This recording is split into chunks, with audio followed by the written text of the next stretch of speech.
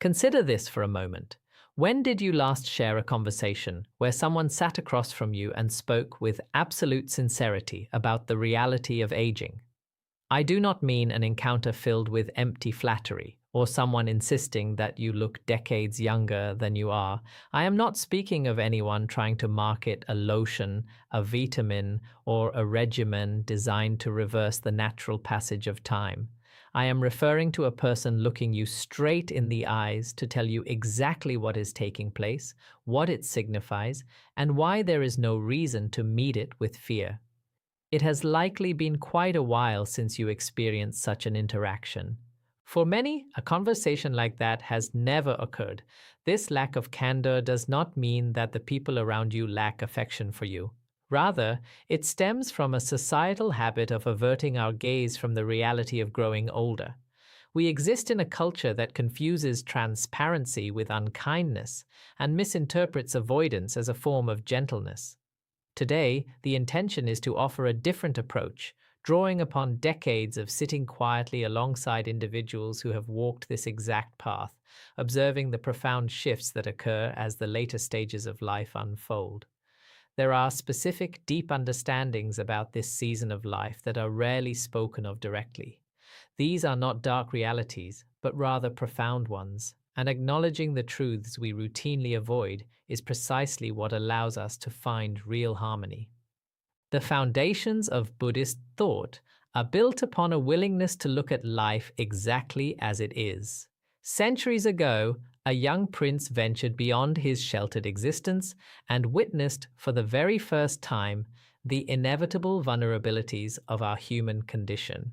An individual advanced in years, someone enduring illness, and a body whose life had ended.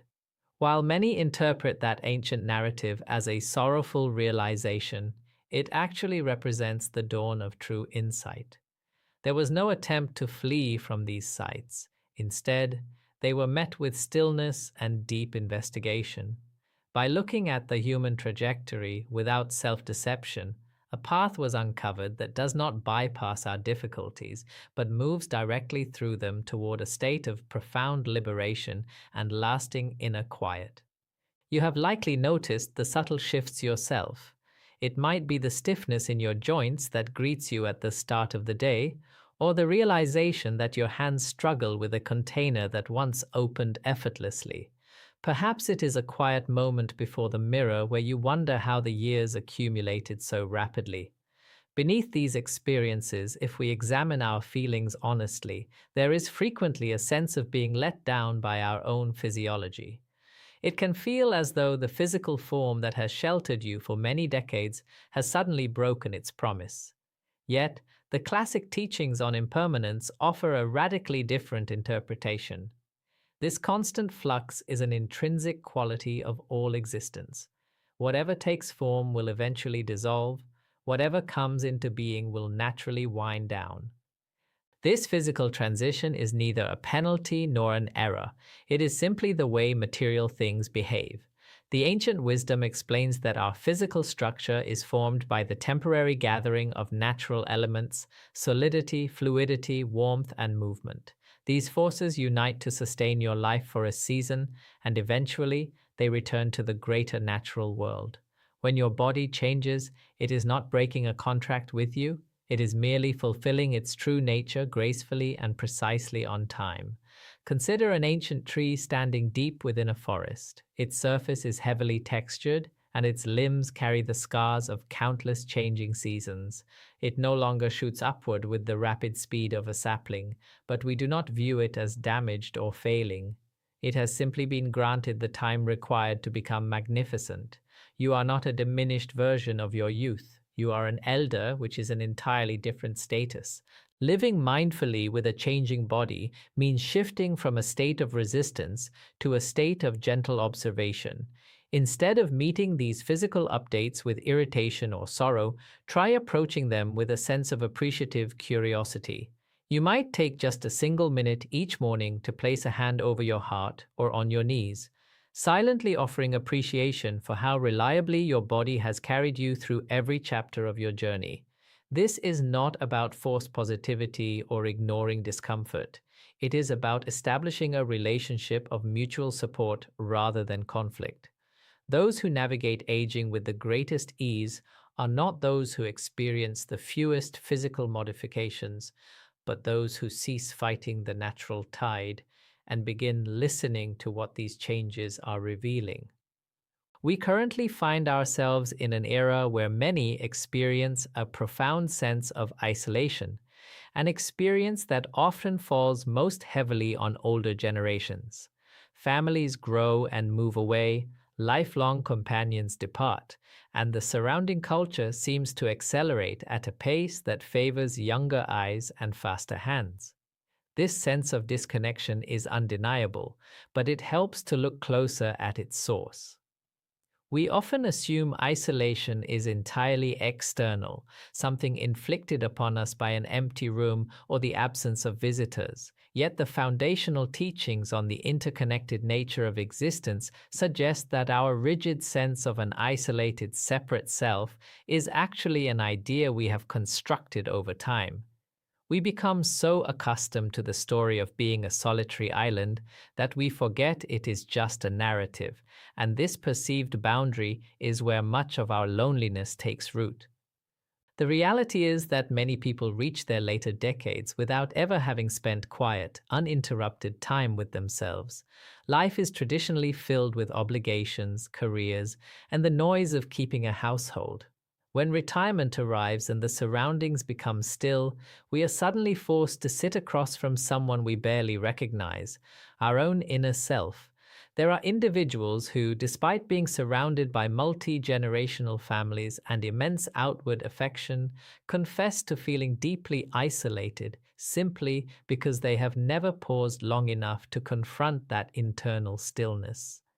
When that feeling is finally acknowledged instead of evaded, the result is not deeper sorrow, but an immense sense of relief.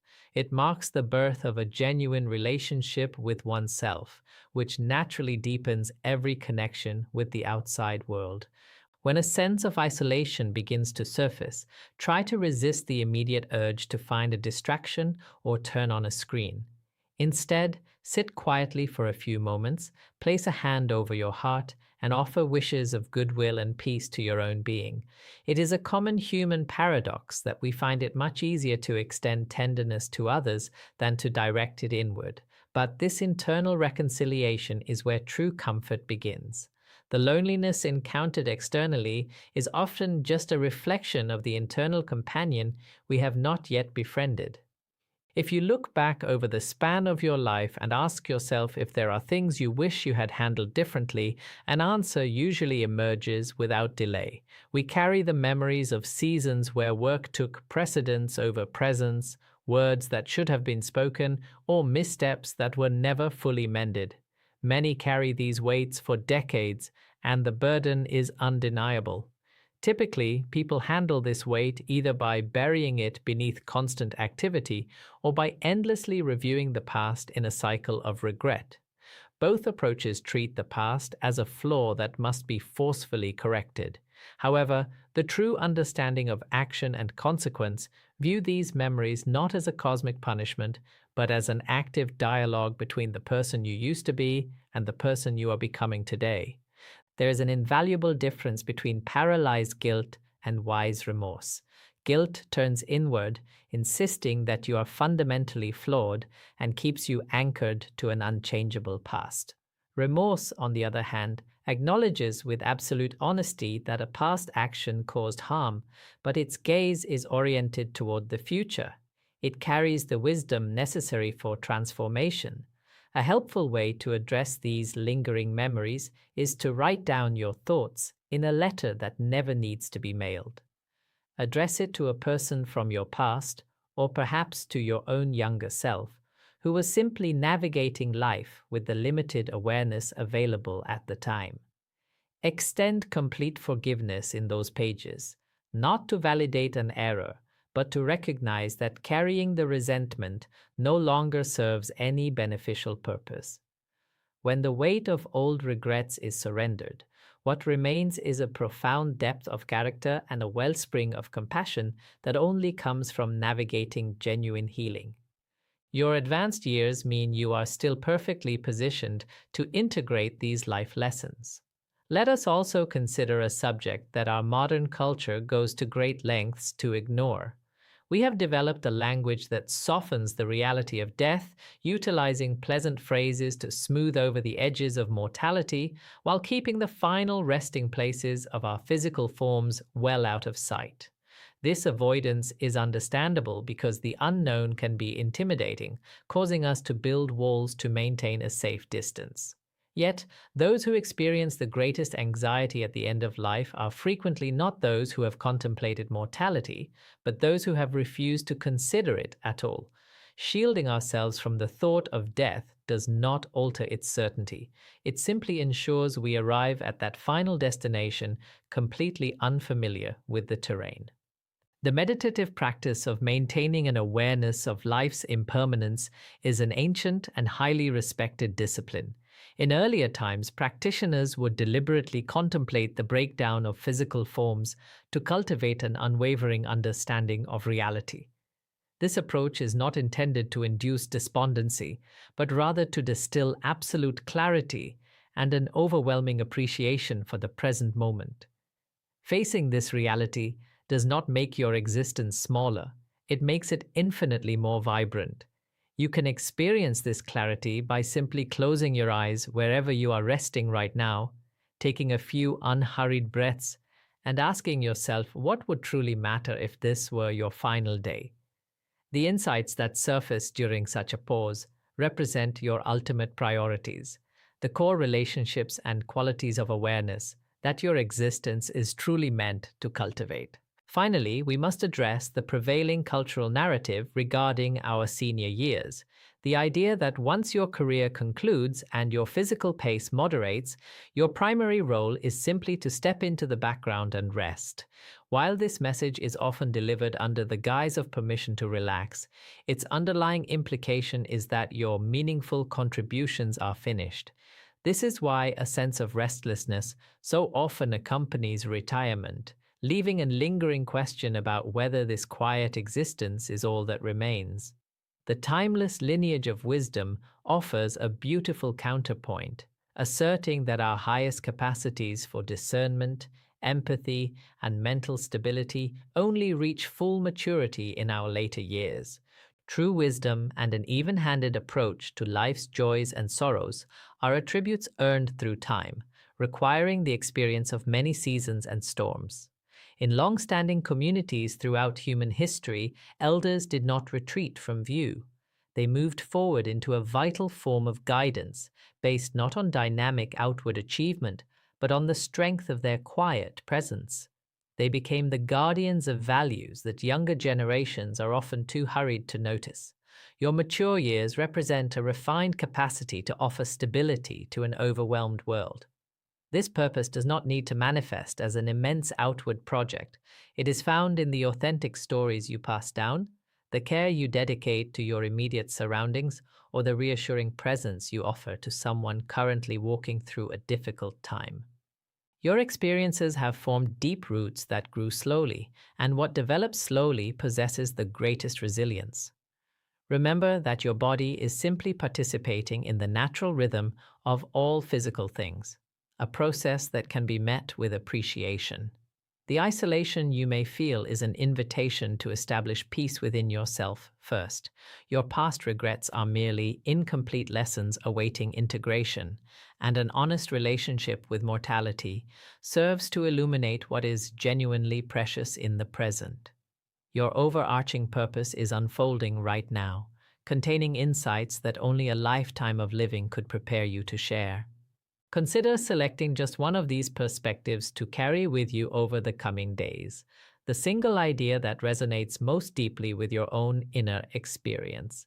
Allow it to gently inform how you perceive a few quiet moments throughout your week. The path of wisdom requires no monumental feats. It asks only for your sincere, unhurried attention in this very moment and with each natural breath. May you walk through the years ahead with an open heart and a clear mind, finding meaning in every chapter of your journey and discovering a profound depth within the stillness that could never be found in the rush of youth. May all individuals be protected from unnecessary suffering. May everyone experience genuine well-being, and may peace dwell in every heart.